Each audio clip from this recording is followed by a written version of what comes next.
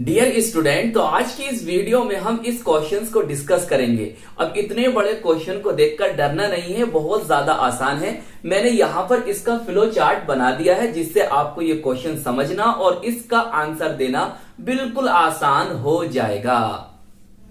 एक कार्बनिक यौगिक ए जिसका अणु सूत्र C8H8O है 2,4-DNP 2,4-डाइनाइट्रोफेनिल हाइड्रेजीन अभिकर्मक के साथ नारंगी लाल अवक्षेप देता है।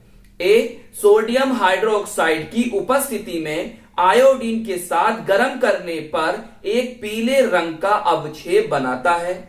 ए टोलेन अभिकर्मक अथवा फेहलिन विलयन को अपचयित नहीं करता है और ना ही ये ब्रोमीन जल को वर्णविहीन करता है। ये क्रोमिक अम्ल द्वारा पिरबल ऑक्सीकरण से एक कार्बोक्सिलिक अम्ल B बनाता है जिसका अणु सूत्र C7H6O2 है।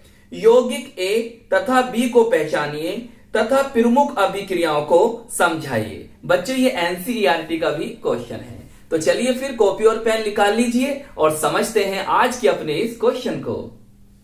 तो बच्चों, इस बड़े से क्वेश्चन को हमने यहां पर इस तरह से लिख दिया ताकि ये क्वेश्चन समझना हमारे लिए आसान हो जाए और हम ए और बी को पहचान पाए और रिएक्शन दे पाए।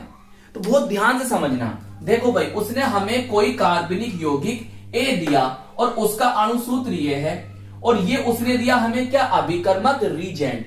इससे क्रिया होती है, अभिक्रिया होती है, रिएक्शन होती है, तो हमें नारंगी लाल अवक्षेप प्राप्त होता है। जो ये नारंगी लाल अवक्षेप प्राप्त हुआ है वो बच्चों इसका व्युत्पन्न है, इसका डेरिवेटिव है। तो इस वाली लाइन से हमें ये बात पता चलती है कि जो हमारा ए यौगिक है वो एल्डिहाइड या कीटोन हो सकता है। मतलब इस पहली लाइन से हमें यह पता चलता है कि जो हमारा ए यौगिक है वो एल्डिहाइड भी हो सकता है और कीटोन भी हो सकता है। चलिए आगे चलते हैं। आगे वो कहता है कि जो आपका ए यौगिक है वो टोलेन अभिकर्मक और फेहलिन विलयन को अपचयित नहीं करता, रिड्यूस नहीं करता। तो इससे क्या पता चला बेटा, जब ये टोलेन अभिकर्मक को और फेहलिन विलयन को रिड्यूस नहीं कर पा रहा है, अपचयित नहीं कर पा रहा है, तो इसका मतलब ये एल्डिहाइड नहीं है। फिर कौन है, कीटोन है। भाई पहली लाइन से पता चला कि सर या तो ये एल्डिहाइड है या कीटोन है, और दूसरी लाइन ये कहती है कि अगर ये इन दोनों को अपचयित नहीं कर पा रहा है तो फिर ये एल्डिहाइड नहीं है, फिर कौन है, कीटोन है। चलिए आगे चलते हैं।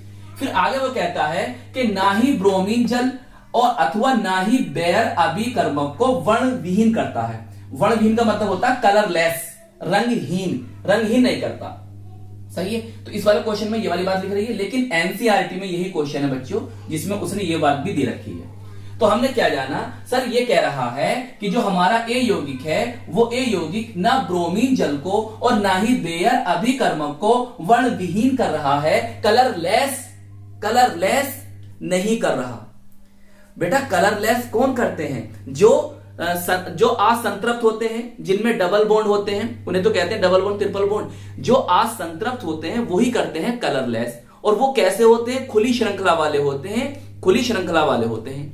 लेकिन यहां से ये बात पता चलती है कि ये असंतृप्त तो है, इसके अंदर डबल बॉन्ड तो है, लेकिन इसमें खुली श्रृंखला नहीं है।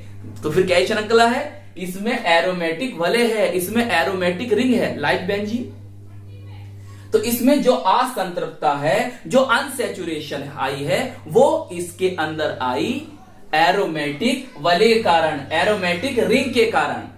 तो यहां से पता चला कि सर ये खुली श्रृंखला वाला नहीं है। सही बात। ये क्या है, एक एरोमेटिक रिंग वाला यौगिक है। दूसरी बात कि हमें सर यहां से ये पता चल रहा है कि एल्डिहाइड भी नहीं है, और है कौन, कीटोन। तो दो बातें हमें पता चल गई कि सर ये कीटोन है और एरोमेटिक रिंग वाला कोई यौगिक है हमारा ए, और जिसका अणुसूत्र उसने ये दे रखा है। चलिए आगे और क्लियर होगा, अभी सवाल खत्म नहीं हुआ है भैया, पिटिशन ही चल रही है अभी तो। फिर वो कहता है कि जो ए है वो सोडियम हाइड्रोक्साइड और आयोडीन के साथ अगर हम इसे ए को गर्म कर दें तो हमें पीला अवक्षेप प्राप्त हो जाता है। बच्चों ये कंडीशन किसकी है, मैंने आपको पढ़ाया है अभी, शायद 2-3 दिन पहले रिएक्शन डाली थी मैंने, क्या होता है जब 2024 में पूछी गई थी। ये कंडीशन किसकी है सर, ये कंडीशन है आयोडोफॉर्म की, क्योंकि आयोडोफॉर्म में ही क्या होता है, सोडियम हाइड्रोक्साइड और आयोडीन से रिएक्शन कराते हैं तो पीला अवक्षेप प्राप्त होता है किसका, आयोडोफॉर्म का, CH3 का। तो सर आयोडोफॉर्म रिएक्शन तो हर यौगिक हर कंपाउंड नहीं दे सकता जी। आयोडोफॉर्म कौन देते हैं सर, आयोडोफॉर्म रिएक्शन वो यौगिक देते हैं कि जिनमें CH3CO ग्रुप हो। कैसा ग्रुप हो, जिसमें CH3CO ग्रुप हो, वही दे सकते हैं। तो मतलब ये कीटोन है, तो इसका मतलब ये हुआ कि ये मैथिल कीटोन होगी। भाई CH3CO मैथिल कीटोन की तरह बनने नहीं बनने, तो जिसके अंदर CH3CO ग्रुप होगा वही आयोडोफॉर्म रिएक्शन देंगे। तो इस वाली बात से बिल्कुल क्लियर हो गया। और देखो हमने लिख भी दिया यहां पर, क्या लिख दिया, तो फिर जो A है वो कीटोन है और अतः मैथिल कीटोन ही होना चाहिए, CH3CO वाला कीटोन ही होना चाहिए। अब इसके साथ एरोमेटिक रिंग जोड़ दो तो जो यौगिक बनेगा वही आपका A है। समझ में आ गई बात, चलिए इतनी बात समझो, आगे चलते। फिर वो कहता है कि जो हमारा A यौगिक है अगर हम उसका पिर्बल ऑक्सीकरण करें किसके साथ, H2CrO4, क्या नाम है, क्रोमिक अम्ल, क्या नाम है इसका, क्रोमिक अम्ल या क्रोमिक एसिड। बेटा याद रखो ये क्रोमिक अम्ल जो है, क्रोमिक एसिड जो है पिर्बल ऑक्सीकारक पदार्थ है। तो जब हम इसका पिर्बल ऑक्सीकरण करते हैं और पिर्बल ऑक्सीकारक पदार्थ लेते हैं जिसका फॉर्मूला है H2CrO4, तो हमें B प्राप्त होता है। और B कौन है, एक कार्बोऑक्सिलिक अम्ल है, कार्बोऑक्सिलिक एसिड है और जिसका अणु सूत्र हमें उसने दे रखा है। तो फिर बताओ A कौन है और B कौन है, और रिएक्शन दो। तो बेटा हम A भी समझ गए कौन है, कोई मैथिल कीटोन है एरोमेटिक वाला। चलो फिर अब रिएक्शन देंगे, इस बात को नोट कर लो सबसे पहले, कर लिया बच्चों नोट जी सर। देखो भाई एरोमेटिक वाले होगा, लीजिए हमने बनाया इस तरह से aromatic double bond single double bond single double bond. अगर बेटा आपकी ये समझ में नहीं आ रही ना तो आप ऐसा कर लो, ऐसा कर लो, ऐसा करके रिंग बनाओ, बना ली और यहां पर इस तरह से लगा दो, सही है, बोलो ऐसा कर लो। अगर आपकी समझ में नहीं आ रही तो मैं फिर भी आपको बता रही हूँ ना बच्चों, देखो डबल बॉन्ड सिंगल, सही है, कंजुगेशन है, सही है। और इसमें मैथिल कीटोन होगी, तो सर मैथिल कीटोन ये आ गया हमारा मैथिल कीटोन, लीजिए CH3CO ग्रुप होगा नहीं होगा, जी सर होगा। चलिए अब किससे करानी है सर, 2,4-DNP से। अब सर 2,4-DNP क्या है, टेंशन मत लो, मैं आपको बताऊंगा ये है क्या। उसने वैसे नाम भी लिख के दिया आपको, क्या नाम लिख के दिया, 2,4-डाइनाइट्रोफेनिल हाइड्रोजीन। चलिए देखो भाई टेंशन नहीं लेने का, बिल्कुल टेंशन नहीं लेने का, इतना आसान कर दिया, अब भी टेंशन लोगे। देखो भाई पहले बनाओ फेनिल हाइड्रोजीन, कैसे बनेगा सर, देखो इस तरह से, सही, double bond single bond double bond single bond double bond, सही, 4 रिंग बना लो, सही। एनसीईआरटी में ऐसे दे रखा तो मैं आपको समझा रहा हूं।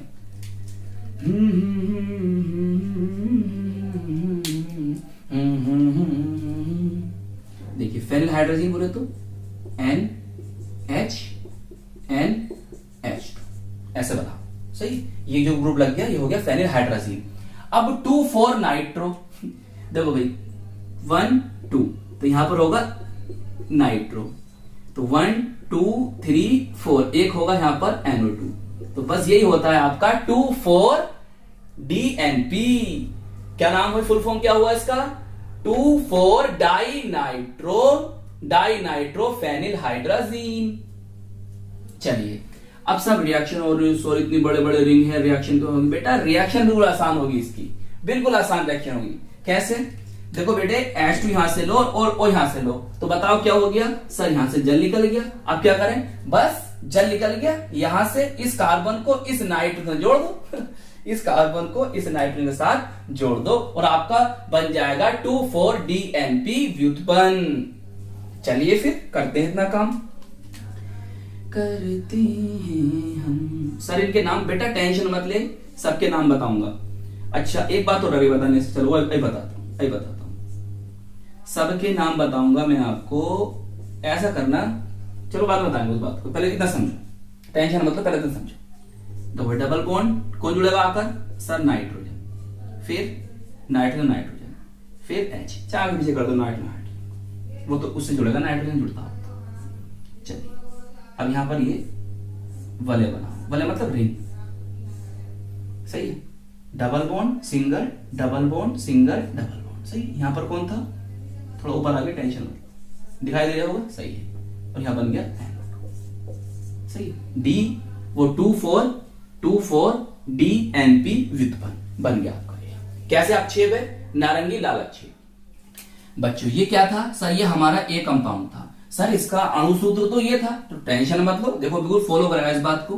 भाई कितने कार्बन है यहाँ पर सर, 6 कार्बन है, और 2 कार्बन, ये कितने हो गए सर, 8 कार्बन हो गए। हाइड्रोजन बताओ, यहाँ पर इस वक्त 5 हाइड्रोजन है और 3 ये हैं, 5 3 कितने हो गए सर, 8 हो गए। और ऑक्सीजन ओ है, तो देख लो चेक कर लो, यही है सही। ये कौन था सही, इसका नेम क्या है, टेंशन मतलब सब मैं इसका नेम लिख दूंगा, कैसे कैसे लिखने मैं आपको बता दूंगा।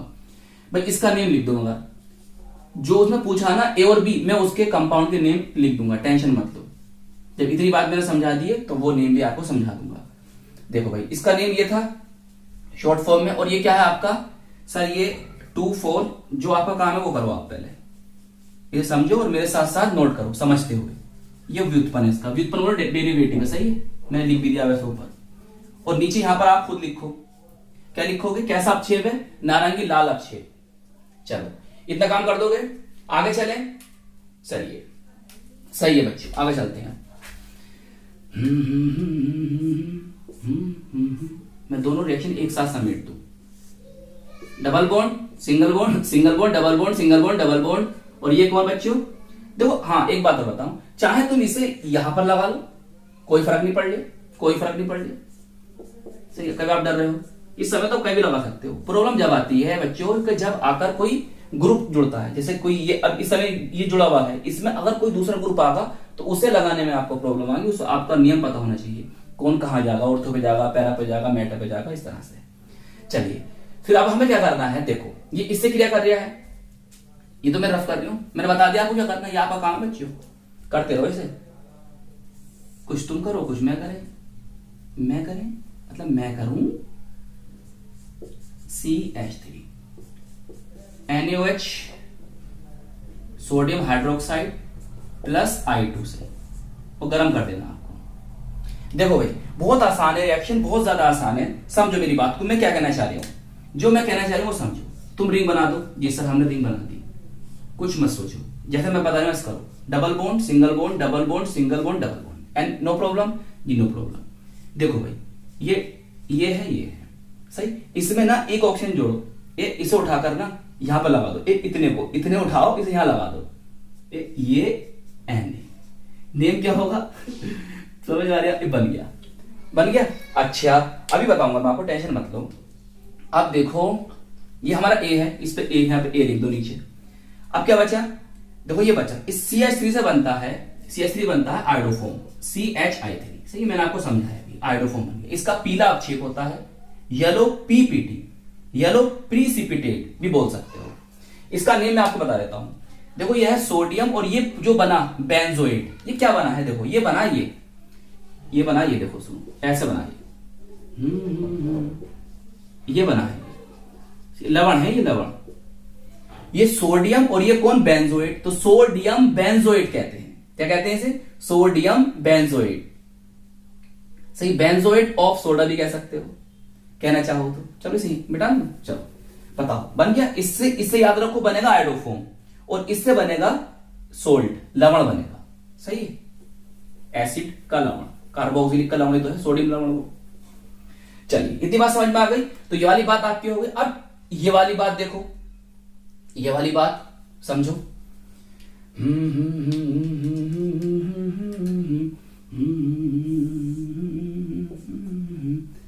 ये लिया हमने क्रोमिक एसिड H2CrO4, पिर्बल ऑक्सीकारक, स्ट्रॉन्ग ऑक्सीडाइजिंग एजेंट है ये।